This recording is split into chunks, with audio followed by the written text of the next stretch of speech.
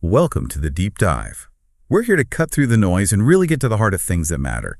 And today, oh boy, we're tackling a classic English puzzle, one that I know trips so many of you up. Yeah. Make versus do. I mean, have you ever been right there mid-sentence thinking, wait, does it make homework? Or, ooh, do homework? If so, trust me, you are definitely not alone. It really is one of those tricky little things, isn't it? But mastering it just makes you sound so much more natural instantly. And it's really important because make and do pop up constantly. Like over 60% of daily English conversations get them wrong. And even with perfect grammar otherwise, it kind of flags you as still learning. But here's the great news.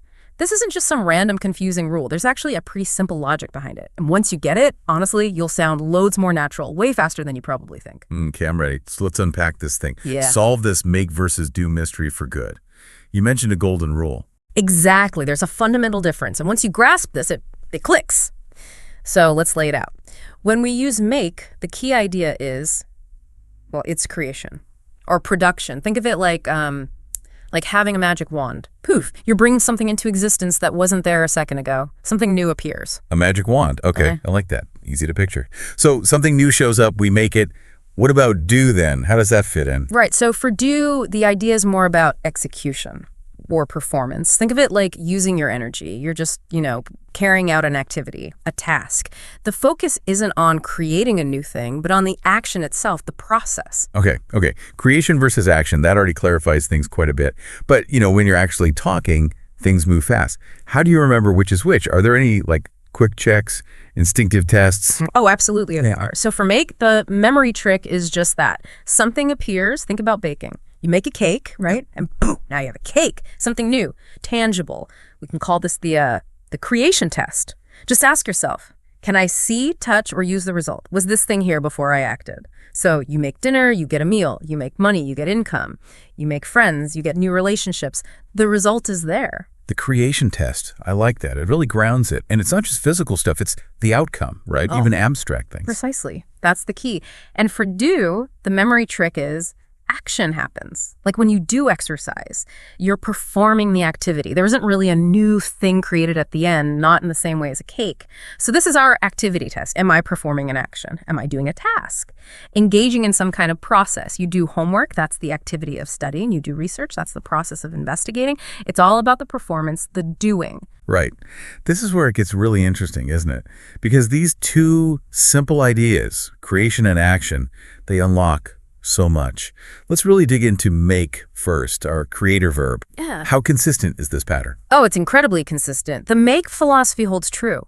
You're always in some way creating or producing a result. Something new exists because of your action. Okay, let's try some categories. What about, say, food and drinks? I always hear make dinner, make coffee. Spot on.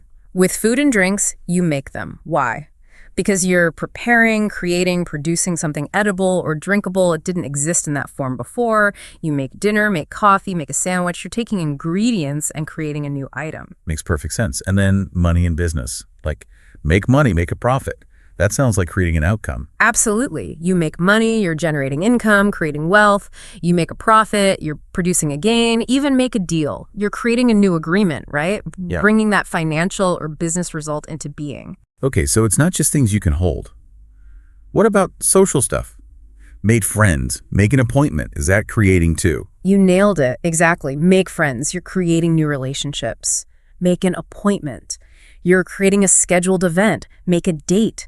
Creating a social plan. You're bringing these connections or arrangements into existence. Wow, okay. And this must apply to our thoughts and plans too, like make a decision or make a plan. I guess you're creating the decision or the strategy. That's it, precisely. When you make a decision, you forge that new choice. You make a plan, you craft a new strategy, make a promise. You're creating a commitment, always producing a concrete result from your thinking.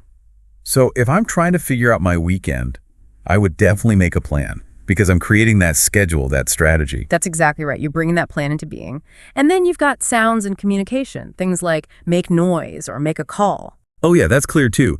You're producing the sound or producing the connection. Yeah. You make noise, creating sound. Make a call, creating the phone connection. If you give a presentation, you make a speech, creating those prepared words. The creation theme just runs through all of these examples. It really, really does. Now, shall we switch gears and look at do, our performer verb? Yeah, let's do it. So if make is all about creating something new, do must be focused purely on the action itself, the performance. No new thing, just the activity. That's the core of the do philosophy, exactly. When you use do, you're performing an action, carrying out a process, the emphasis. It's squarely on the activity, the execution, not creation. Okay, let's run through some do combinations then. What about work and tasks? Like do homework, do work. Perfect examples. You do homework, you're performing the assigned tasks. You do work, you're performing your job functions. You do business, engaging in commercial activities. Do research, conducting the investigation. It's all about executing these processes. The labor involved. That makes total sense. What about things like personal care, health, do exercise, do your hair? Yep. You do exercise because you're performing the physical activity. You do yoga, engaging in the practice. Yeah. When you do your hair, you're styling it, arranging it. It's performing those personal routines. You don't end up with a new hair or new exercise object. You just did the action. Right, right. And household chores, do the dishes, do laundry, those are definitely actions. Absolutely. You do the action of washing. You do laundry, washing clothes, do cleaning, performing the act of tidying, do shopping, carrying out the act of buying. It's all about executing those everyday tasks around the house. Okay. And what about phrases talking about effort, like do your best or do justice? Good ones. In those cases, you're performing an action with a certain quality or aim. Do your best, performing at peak effort. Do justice, acting fairly. If you do harm, you're performing an action that causes damage. So do highlights the performance, the execution of that action or effort. And lastly, subjects, like studying math or science. I know I used to mix these up. Oh, it's so common. But apply the rule. You do math because you're engaging in the activity of solving problems or studying it. You do science by conducting experiments, studying. You do languages by practicing them. You're performing study activities. What's really cool is just how consistent this pattern is. Once you see it, it makes it so much less confusing. Okay, this is all super helpful, seriously clarifying. But what about the exceptions, the tricky ones, those fixed expressions or common mistakes that seem to, I don't know, break the rules we just talked about? Yes, the tricky zone. Every language has them. And you're right, sometimes they feel illogical, but often even fixed expressions kind of follow the core idea if you squint a bit. Many are just best memorized, though. Let's start with ones that always use make. You make a mistake. Well, you're creating an error, right? Make progress, creating forward movement. Make an effort, creating an attempt. Make time, creating space in your schedule. Make fun of someone, creating mockery. And make up can mean creating a story or creating reconciliation, making a relationship whole again. Huh. Okay, so even for those, you can often still see that little spark of creation in there, even if it's abstract. That actually helps make them stick. What about the ones that always use do? For do, think about performing helpful actions. Do a favor. Or harmful ones. Do damage. You do good by performing beneficial actions. Do without means you manage by performing tasks despite lacking something. And do over, that's repeating an action. Again, the focus is on the action performed. Got it. Okay, let's tackle some specific head scratchers. The one that always comes up, the bed. Is it make the bed or do the bed?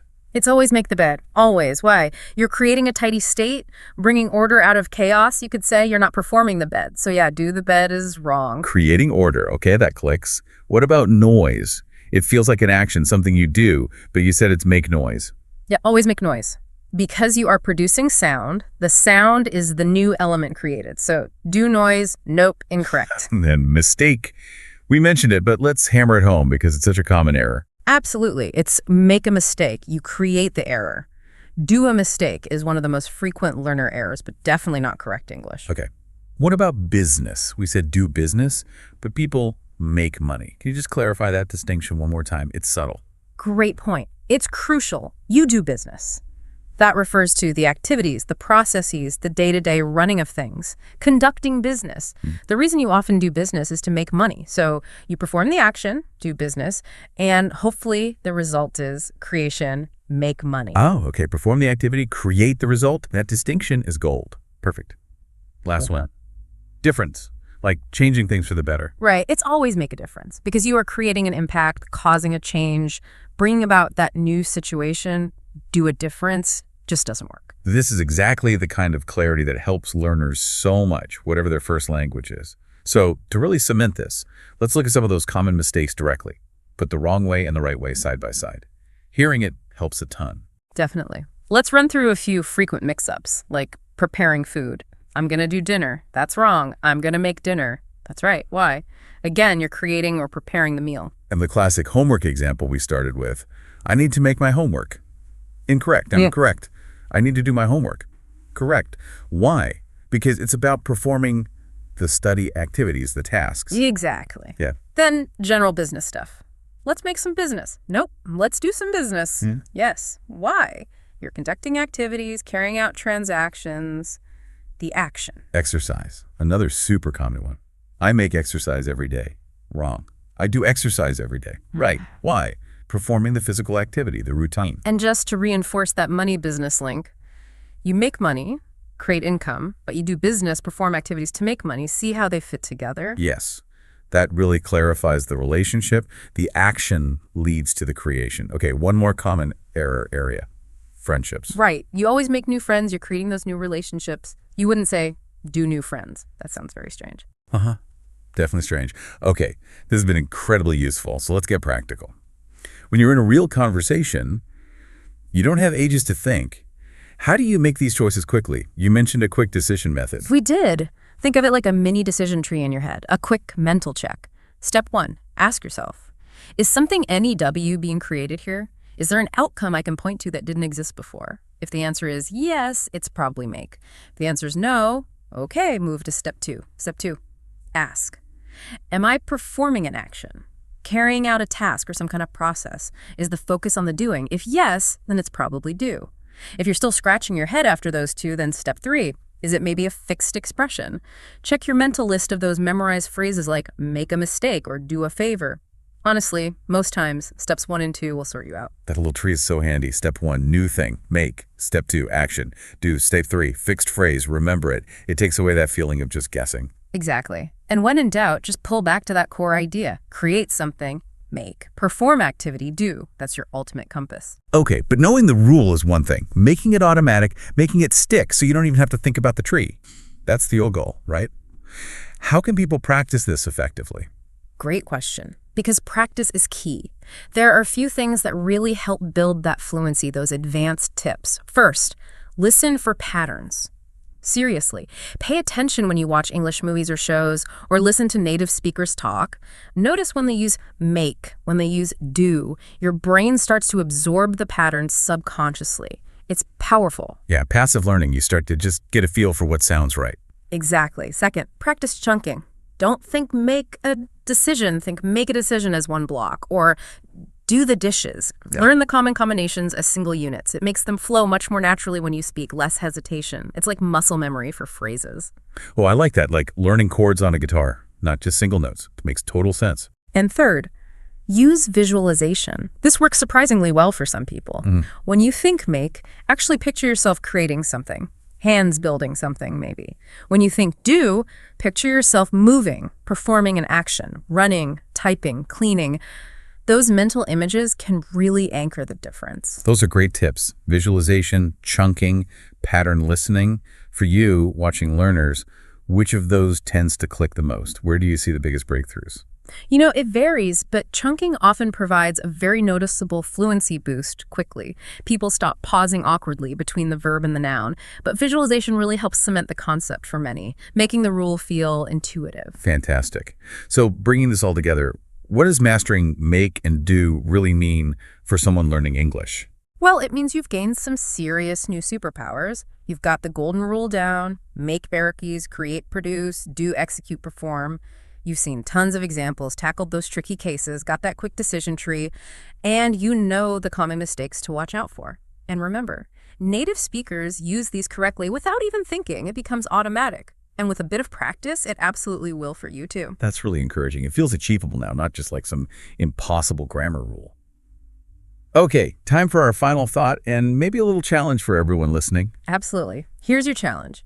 For the next week, just try to consciously use, say, 5 different make or do combinations each day. Maybe ones we talked about, maybe new ones you hear. Keep a little note, maybe on your phone or a small notebook. Just jot them down when you use them or notice them. Don't stress about perfection, just focus on awareness and trying. You will genuinely be amazed at how fast doing this makes it feel natural. Consistent, focused practice works wonders. That's a great actionable challenge. So remember, once you make the right choice between make and do, you'll definitely do amazing things with your English. These aren't just tiny grammar points.